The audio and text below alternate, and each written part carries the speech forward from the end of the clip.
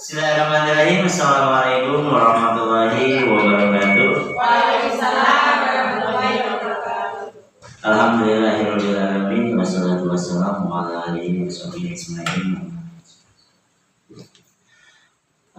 Pertama-tama kami ucapkan puji syukur kehadirat Allah Subhanahu wa taala yang mana hari ini kegiatan Kombel kelompok belajar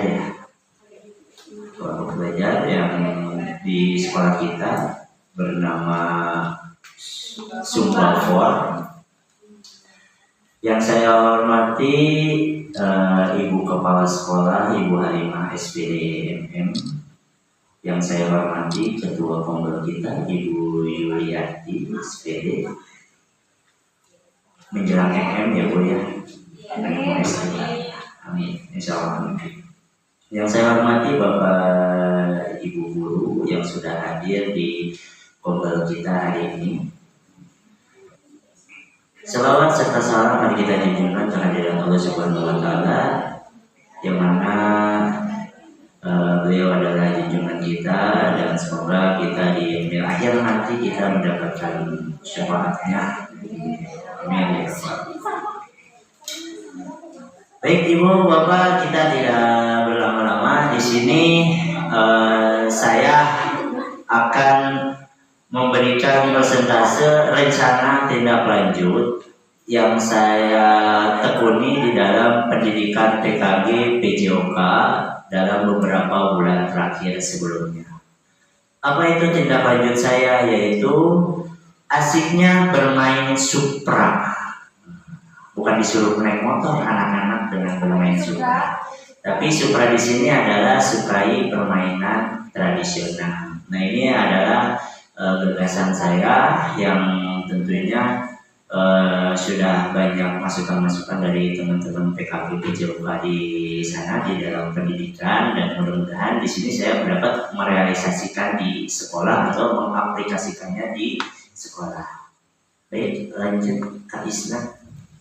Nah, latar belakang di sini adalah permainan tradisional Indonesia akan kaya nilai-nilai luhur manfaat bagi tumbuh kembang anak, di mana pembelajaran PJOK tentu sangat berguna atau sangat bermanfaat bagi tumbuh kembang peserta didik. Namun, seiring perkembangan zaman, permainan tradisional jarang dimainkan oleh anak-anak. Nah, ini kenapa bisa terjadi di sekolah kita atau di lingkungan kita? Kenapa anak-anak bisa tidak suka atau tidak menyukai permainan tradisional, itu jarang dimainkan, terutama pada saat pandemi itu terasa banget. Anak-anak udah jarang sekali yang main petak umpet, jingkrik atau segala macam. Kenapa? Karena memang mereka anak-anak sudah disibukkan dengan gadgetnya masing-masing. Ya, mereka sudah asik dengan gamenya dengan masing-masing seperti itu, sehingga ruang gerak tubuhnya berkurang atau aktivitas pada sore harinya dia berkurang. Biasanya kita melihat anak-anak sore hari itu bermain, banyak kejar-kejaran, ya jongkok apa segala macam, main benteng. Tapi sekarang itu mereka sudah dengan sibuk main HP. Otomatis tubuh mereka semakin besar atau mendekati obesitas. Kalau sudah mulai obesitas, apa yang terjadi? Tentu saja kesehatan mereka akan menurun. Nah, di sini saya menggagas atau mengembalikan lagi, menghidupkan kembali permainan tradisional yang mengadaptasi menjadi aktivitas olahraga yang menyenangkan. Kurang lebihnya seperti itu di dalam latar belakang saya. So, Pak Haji, next klik kanan layarnya. Nah, di dalam tujuan program saya ini ada yang namanya satu, melestarikan permainan tradisional. Jelas ya, di sini nanti akan saya berikan beberapa pilihan atau masukan dari peserta didik di dalam permainan tradisional. Kedua, menanamkan rasa cinta terhadap budaya bangsa. karena permainan tradisional merupakan budaya kita banyak dari daerah-daerah, maka saya harap menanamkan rasa cinta mereka terhadap budaya bangsa melalui permainan tradisional. Terus yang ketiga, meningkatkan aktivitas fisik dan kesehatan siswa. Ini udah jelas ya, yang namanya bergerak, olahraga itu udah pasti akan meningkatkan aktivitas fisik dan kesehatan siswa tersebut. Jadi mobilitas di dalam tubuhnya, kebugaran di dalam peserta didik itu bakal meningkat. Jadi tidak mudah sakit seperti itu. Yang keempat, mengembangkan keterampilan sosial seperti kerjasama, komunikasi, dan sportivitas. Nah, di sini mengembangkan keterampilan sosial seperti kerjasama, komunikasi, dan sportivitas. Memang di dalam permainan tradisional itu banyak permainan yang berkelompok, Bapak Ibu. Jadi mereka udah pasti keterampilan sosial, interaksi sosial dari peserta didik satu dengan peserta didik yang lainnya itu akan semakin baik kebanding dia interaksinya melalui HP. Dia tidak bisa melihat secara kontak baik mata, fisik dan segala macam. Kalau dari HP ya mereka hanya beraman dari dunia maya. Komunikasinya hanya melalui aplikasi tersebut. Nah, kalau di olahraga tradisional mereka akan berinteraksi secara langsung. Jadi mengenal karakter si A, karakter si B, karakter si C dan beragam. Kebanding mereka harus berinteraksi melalui HP. Nah, di sini saya berharap pengurangan lah ya, bukan anak-anak untuk dilarang bermain HP, tapi mengurangi kegiatan anak-anak bermain HP. Dan disitulah banyak sekali kegiatan-kegiatan sore hari itu terbuang ya gara-gara anak-anak sering bermain game seperti itu, bukan bermain permainan tradisional. Di sini saya menanamkan, insya Allah dalam tujuan program ini bisa melestarikan permainan tradisional, merasakan rasa cinta, meningkatkan aktivitas fisik sampai dengan mengembangkan keterampilan sosial. Sekolah Pak Haji. Selanjutnya, capaian langkah-langkah dan hasil yang diharapkan dari tiap tujuan. Nah, capaian saya adalah siswa mengenal permainan tradisional. Nah, dari permainan tradisional itu siswa harus sudah bisa mengenal permainan tradisional. Di sini saya selaku guru hanya bisa memberikan pertanyaan apa yang kalian ketahui dalam permainan tradisional. Nanti anak-anak akan menunjuk tangan permainannya A, B, C, D dan selanjutnya. Langkah-langkahnya siswa dapat menyebutkan beberapa permainan tradisional. Nah, itu yang tadi ketika saya bertanya siapa yang tahu permainan tradisional dari mana dan permainannya seperti apa. Lalu hasil yang diharapkan adalah mengadakan permainan tradisional. Lalu kita aplikasikan di lapangan. Tentunya saya akan mengaplikasikan permainan tradisional yang peserta didik sudah tunjuk tadi, atau yang mempunyai ide, Pak saya pengen permainan tradisionalnya gobak sodor, boleh kita bermain di lapangan. Kurang lebihnya seperti itu. Lalu capaian yang kedua adalah permainan tradisional dengan model pembelajaran SEM atau Sport Education Model. Untuk Bapak Ibu ketahui, Sport Education Model itu perannya adalah peserta didik, di mana peserta didik ini ada yang menjadi wasit, ada yang menjadi pemain, bahkan ada yang menjadi penonton. Nah, itu semua model pembelajaran SEM. Bukan lagi guru yang ada di tengah-tengah peserta didik, tapi peserta didik yang melaksanakannya.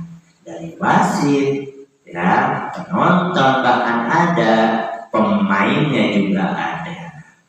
Lalu langkah-langkahnya apa? Siswa berbagi peran dalam model pembelajaran SEM. Tadi yang sudah saya sebutkan ya. Nah, lalu ada hasil yang diharapkan, siswa dapat mengikuti dalam permainan dan bekerja sama dengan teman dalam bermain. Ya, jadi di situ udah ada tuh interaksi. Jadi mereka akan berbagi peran. Siapa yang hari ini yang bakal menjadi wasit, siapa yang hari ini yang bakal menjadi main, bahkan ada yang menjadi penonton. Lalu capaian selanjutnya adalah siswa menunjukkan sikap sportif. Nah, di sini guru baru melihat peserta didik dalam melaksanakan kegiatan permainan tradisional. Maka permainan tradisional ini sikap-sikap sportif itu harus bisa dilakukan oleh peserta didik. Lalu siswa dapat menerima kemenangan dan kekalahan dan menghargai teman. Di sini nilai-nilainya sudah kelihatan ya. Dari langkah-langkahnya siswa harus bisa menerima kemenangan dari musuhnya dan kekalahan. Jadi harus bisa legowo. Sudah namun seperti itu. Ya. Terus hasil yang diharapkan mengerti tentang nilai-nilai yang terkandung dalam permainan tradisional. Nilai-nilainya apa yang terkandung dalam permainan tradisional? Bukan hanya saja sebagai nilai-nilai kesehatan saja, tapi nilai-nilai budaya luhur yang kita tanamkan dan pelestariannya. Baik, next Pak Haji, slide berikutnya.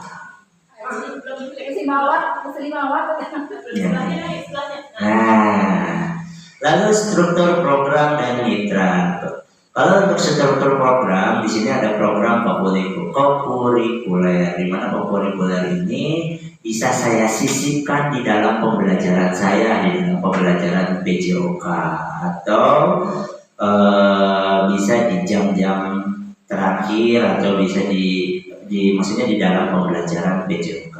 Lalu ini baru sampai di seluruh kelas 6. Kenapa kok saya ambil kelas 6 aja dulu? Karena sebagai percontohan dulu ya Bu, Pak, kita lihat perkembangan permainan tradisional dalam satu semester ini untuk kelas 6. Kalau memang sudah berjalan dengan sangat baik, maka program ini akan saya lanjutkan sampai kelas 1, kelas 2, kelas 3, sampai dengan kelas 5. Nah, program ini akan dilaksanakan pada semester 2. Lalu bagaimana dengan mitra? Nah, mitra yang tentunya adalah kepala sekolah sebagai pendukung kegiatan saya ini atau di dalam program saya. Lalu ada guru kelas, guru PJOK, peserta didik atau kelas dan wakil. Mangga, Pak Haji.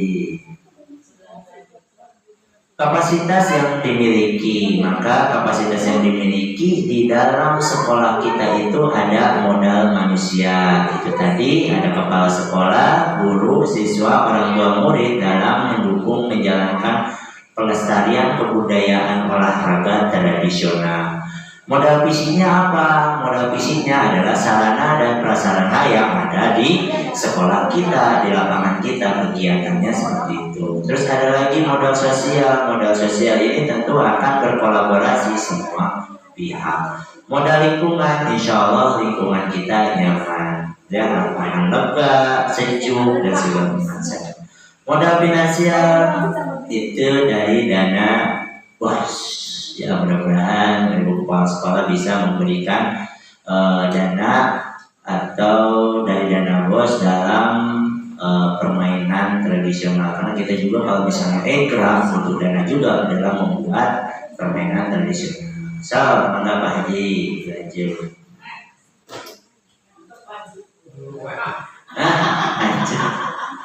Jangan ngantuk Pak Haji ya. Nah, di sini ada kemungkinan tantangan. Nah, kemungkinan tantangannya apa? Udah jelas, nomor 1 adalah biaya. Ya, ini biaya ya, saya tidak tahu ya, maksudnya kalau biaya itu udah pasti tantangan nomor 1 ya di dalam membangun kegiatan. Apalagi permainan tradisional kayak ekrang, baki yang itu justru butuh biaya.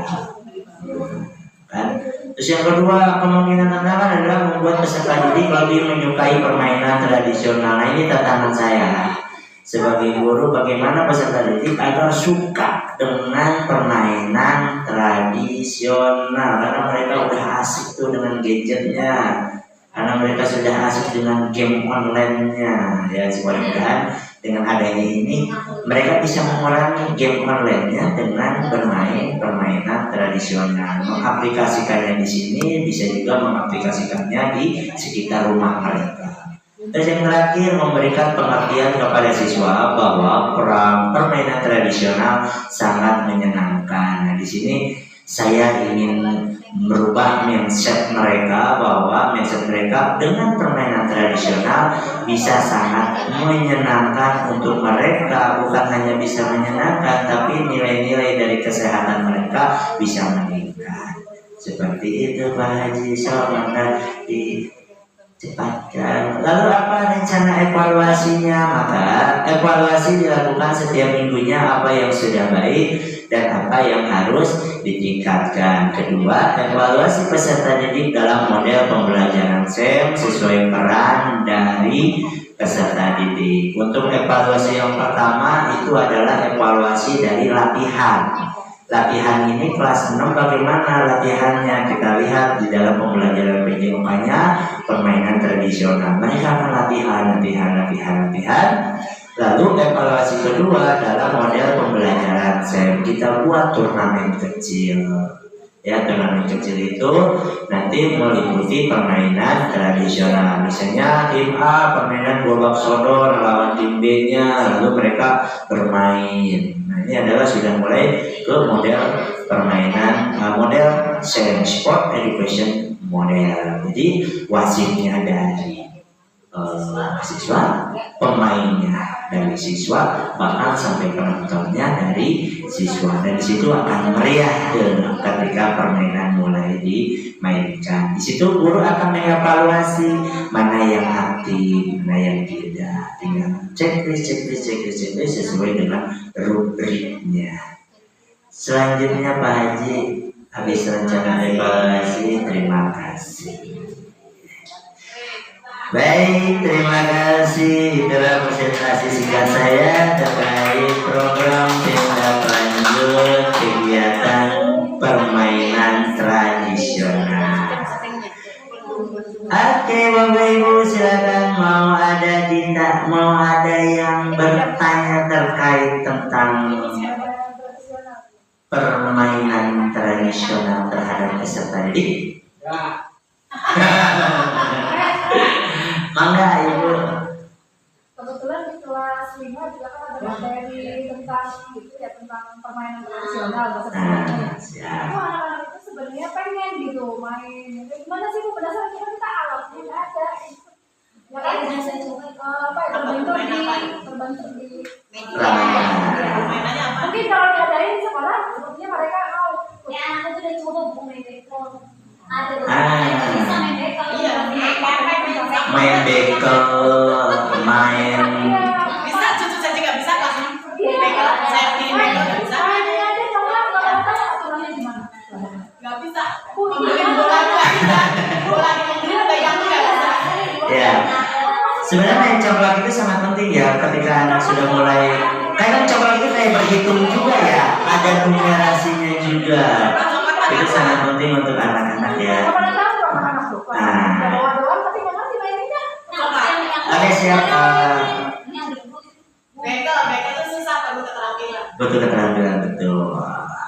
Siap, terima kasih Bu masih tanya bahwa permainan tradisional itu dia Bu, anak-anak itu sudah mulai asik dengan gadgetnya, bahkan hal permainan yang mudah tradisional pun mereka tidak bisa.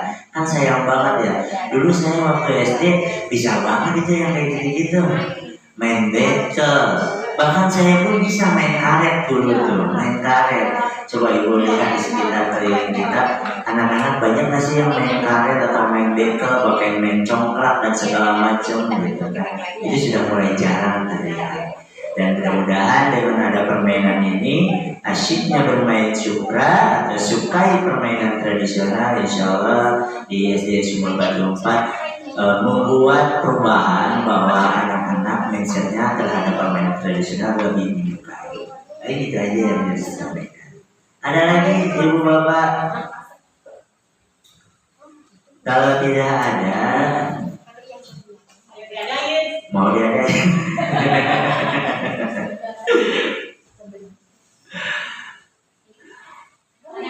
Nanya.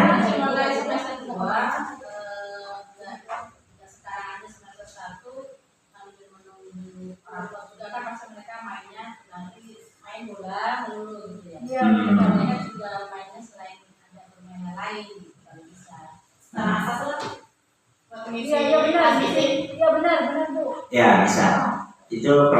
bisa dimajukan seperti itu ya Bu ya, terhadap anak-anak mau bermain permainan tradisional. Bagus sekali ini pertanyaannya. Kenapa sih dari semester 1?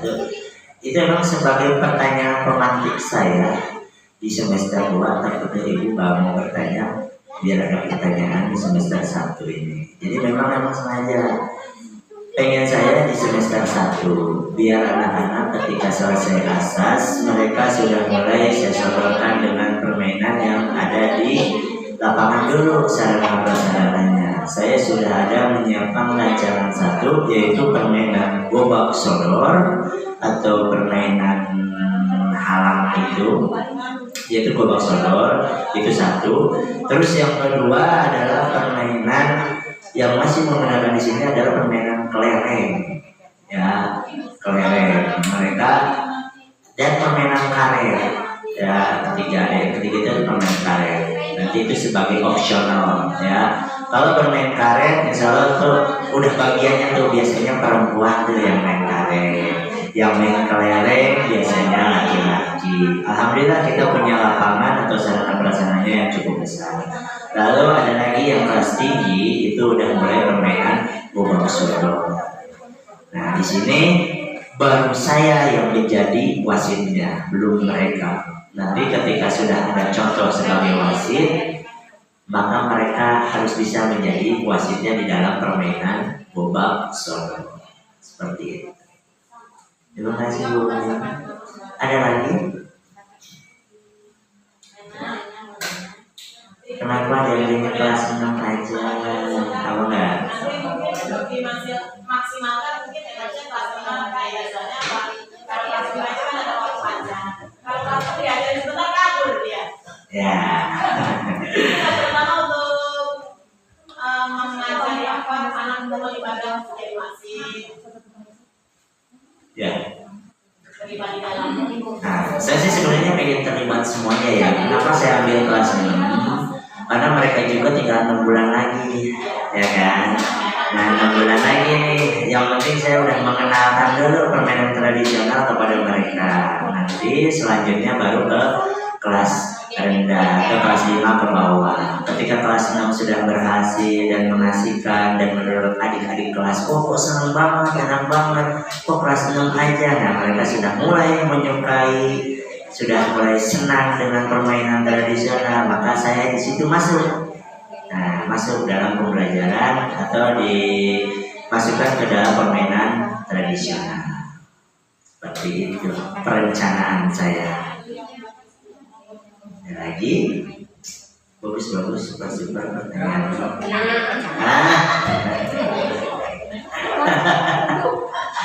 Kemana Pak Haji? Mau ditanyain lagi nggak? Kalau nggak mau ada pertanyaan, kita tutup. Ya. Udah sore juga, kita tutup. Tadinya mas sebenarnya saya pengen 10 menit. Udah jam 5. Tadi sudah lama juga.